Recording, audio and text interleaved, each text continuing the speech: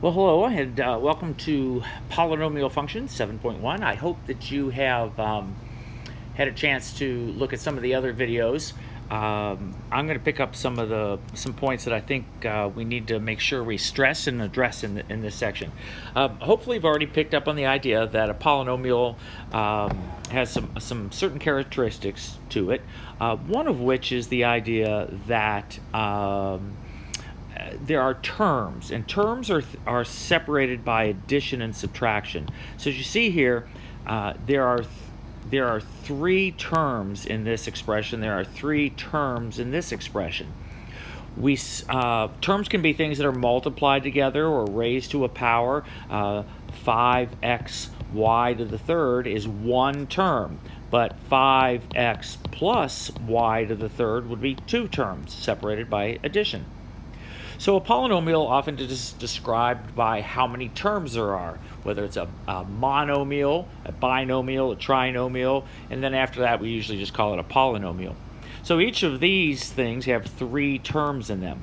Now the difference between this one and this one is this one's not a polynomial. And the phrase up here that you want to take a look at is the idea of a polynomial in one variable. And so as you see, there's an a and a b in this one, so it's not a polynomial in one variable. One of the other things we talk about is the degree of the polynomial. The degree is just simply the degree of the highest exponents on the variables. So since this is z to the third power, it's a third degree polynomial.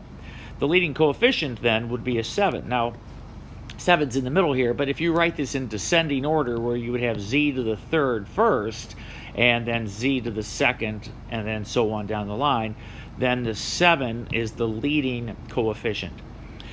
Again, this one's not a polynomial, therefore we don't even talk about that. Let me look at a couple more examples. This one's not a polynomial because it has a negative exponent. The exponent is only the polynomials are only for positive exponents. This one would be a polynomial, and it would be degree 4. If you wrote this first, then this one would come second, then this one. And the leading coefficient would be a 1, the one that's right there. So another concept is evaluating a polynomial. So we take an expression like this and we put a name to it. And the name can change depending upon what it is you're talking about. A lot of times polynomials are functions, and so a lot of times we just call it f of x. But if you were talking about a production, you might want to call it p of x. So the letter here can change just simply depending upon what the equation is about. A lot of times in math, we're just doing math for the fun of math, and it's darn fun, but we just give it a name and say, okay, it's some function. But when we evaluate, what that means is, notice what happened here. We take out the x, and everywhere there was an x, we just leave a little space, and you can do this physically, actually write it this way, or you can just simply think about it this way. We take out the x, and we replace it with what you want to evaluate it for. Now be careful. This does not say p times 4. That is not what's going on there at all. That is not p times 4. It's p of 4. And what that simply says is take the function p, and everywhere that you saw an x, take out the x and replace it with a 4. So instead of saying that long sentence, we just say p of 4, which means take out the x and put in a 4, and then do the computations. So 4 squared, 16, 5 times 4 is 20, bring down the negative 7, add them all up, and you end up with 29. So p of x is 29. Now with polynomials, they have different shapes, and part of what this section is about is just kind of understanding the intuitively what these shapes are. So remember what the degree is. It's the highest exponent. So if I had a degree 0, that means I'm talking about, like, for example, y equals 2. Well, y equals 2 would look like that, just a horizontal line. A degree 1, y equals mx plus b. So could have some slope, y-intercept, but it's a straight line. A second degree looks like a parabola. A third degree, x cubed. Now to get it, by the way, to have this zigzag in the middle, there'd have to be other terms going on. Just plain old x cubed looks like this, where it just goes up like that. Likewise, to get a fourth degree that looks like this kind of W shape, you'd have to have other terms after the x to the fourth power to get that zigzag. If you just graphed x to the fourth, it would look like a really steep parabola. X to the fifth power, there could be a bunch of turns in it. 1, 2, 3, 4 turns. We'll talk about that in a second. So the thing you want to notice here is that the even degree polynomials and the odd degree polynomials have different shapes. Now, if I were to take and turn something around, let me say if let me ask you this question. So if I had this equation, which of these graphs does it seem to match up with? Well, because it's a third degree polynomial, it potentially would look something like that. Okay? And the third degree gives it that little zigzag. So intuitively, regardless of what's going on in the rest of the equation, understand that it could have that shape. Now, if I stick a negative in front of this, well, what that's going to do to the graph is turn the thing upside down. Regardless of how the rest of the graph or the equation changes, this negative would make that graph, instead of starting down here and ending up high, it would start here and end up low. Now, I don't know anything really about the zig and the zag in the middle, but the basic overall shape is starting high on the left and finishing low on the right. So that leads me to this concept of what's called end behavior. And what we do with end behavior is just, again, kind of an intuitive understanding of what the graph looks like and how it's shaped. So if I have an x squared, look what this is saying right here is as x goes to infinity, so as you move this way, what's the y value doing? Well, look at the y value. As x goes this way, the y value is going up. As x goes to negative infinity, as you go this way, what's the y value doing? Well, also it's going up. And so the way we say that is, as x goes to infinity, y goes to infinity, and as x goes to negative infinity, y goes to infinity. And with a quadratic, this was an x squared over here, when you have an even power degree, both ends are up. Take a look at what happens if I talk about when I take that equation, instead of x squared, what if I do negative x squared? Well, what the negative does, of course, is flip it upside down, reflects it over the x-axis, and then as x goes to infinity, well, the y is going to negative infinity, and as x goes to negative infinity, the y goes to negative infinity. So it's negative on both sides. Both ends are down.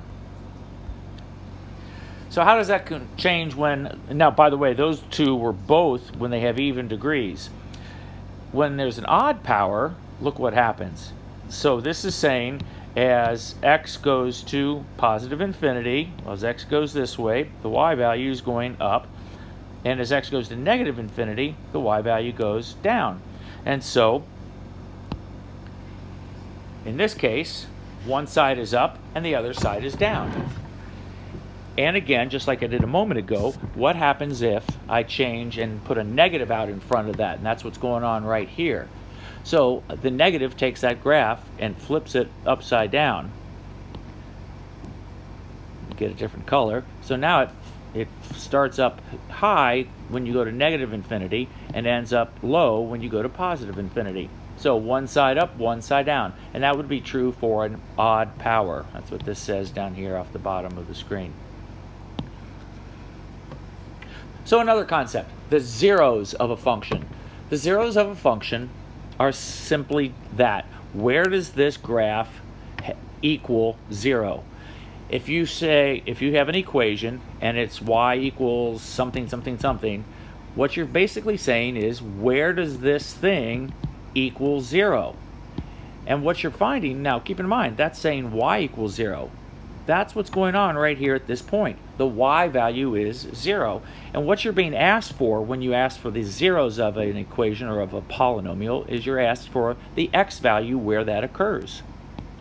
So the zeros can be simple or somewhat a little more complex, but the logic is exactly the same in terms of how you go about finding them. So I'm going to make up an equation here that could be this graph. Looks like it could have a y-intercept of -3 and a slope of 2 or something. So if I wanted to find the zeros of that, now by the way, I could write that as f of x equals 2x minus 3. So if I take that, if I want to know the zero, I take the y value, f of x means y, right? And I take the y value and I set it equal to 0. Put a smiley face if you want. So solve this equation for x. Add 3 to the other side, divide by 2, and you get 3/2. So the x coordinate there is 3/2. And so if I say what's the zero, you just say x equals 3/2. That's the zero of that function. Now as you get into a little harder situation, you might have to do a little bit more work. But I wanted to show you something here about the zeros of different kinds of polynomials, and we're going to spend some time working on that. Take a look at this parabola. There are 2 zeros. It crosses the x-axis in 2 places. But what if the parabola was up here? Suddenly now this parabola doesn't have any zeros. But I also could have, what if the parabola was, for example, just like that? Then in this case there'd be exactly 1 zero. Take a look at this graph. This is a 3rd degree polynomial, right? Okay, go away. There we go. This is a 3rd degree polynomial. 3rd degree polynomials look like that, depending upon the zigzag, depending upon what's the rest of the equation. But take a look at the zeros. In this particular case, I have 1, but what if it was down like this? Now I've got 2 zeros, 1 here and 1 there. But what if it was down like this? Now you've got 3 zeros. You've got 1 there, 1 here, and 1 here. So a 3rd degree polynomial could have 3 zeros. Let's do one more. Take a look at this 4th degree polynomial. It could have no zeros. It could have 1 zero. It could have 2 zeros. And again, the zeros are where it crosses the x-axis. So I went from no to 1 to 2. I could have 3 zeros if it was like this, or I could have 4. 1, 2, 3, 4. So look at the pattern here. 1st degree, we figured out, could have 1. A 2nd degree could have 2 or 1 or 0. A 3rd degree could have 3 or 2 or 1. A 4th degree then, well, 3, 4, 3, 2, 1, or 0. Now you can't have 4 and 2. You either have 4 or 2. So depending on the shape of the graph over here, I could have 0, 1. I could hit like that where there's 3 of them. Or I could hit like this where there's 1, 2, 3, 4 of them. So that's the idea of polynomials, and we're going to spend some time being able to find the roots and figure out what they are. And let me show you a quick example of what I mean by that. I might give you an equation that says y equals x squared minus x minus 6, and I might say find the zeros. Well, when I find the zeros are where the y is equal to 0, so I'm going to set this equal to 0. Well, we spent a whole bunch of time figuring out, reminding about how to factor this. So if it factors as 2 binomials, and then find the things that multiply together and give me x, that would be x times x. Things that multiply together and give me 6 are 2 times 3. And to get a -6, 1 needs to be plus and 1 needs to be minus. And to get a negative in the middle, I need the 3 to be the negative and the 2 to be the positive. Now, there's a thing called the zero property product. I said that backwards. Let me try it again. The zero product property. There it is. The zero product property. Product, of course, is multiplication, the answer to a multiplication. And this is a product. This is a multiplication problem right here. And the answer is 0. And so what that means is when you multiply 2 things together and the answer is 0, the only way you can have that happen is if one of them is 0. So what you do is you take each one and you say, what if this is the one that's 0? Or what if this is the one that's equal to 0? And then solve. Subtract 2 and you get -2. add 3, and you get 3. Now remember what the zeros are. The zeros are where the function hits the x-axis. So this parabola crosses the x-axis at -2 and at +3. And by the way, put in 0 for x. If you put in 0 there, you get 0, 0, -6. So this graph crosses at -6 on the y-axis and -2 and +3 on the x-axis. And maybe it probably comes down a little bit farther before it comes up like that. So it gives you a pretty good idea of what this graph looks like when you find the zeros. Well, that's the zero product property, and that's polynomials. Hopefully this gives you some help.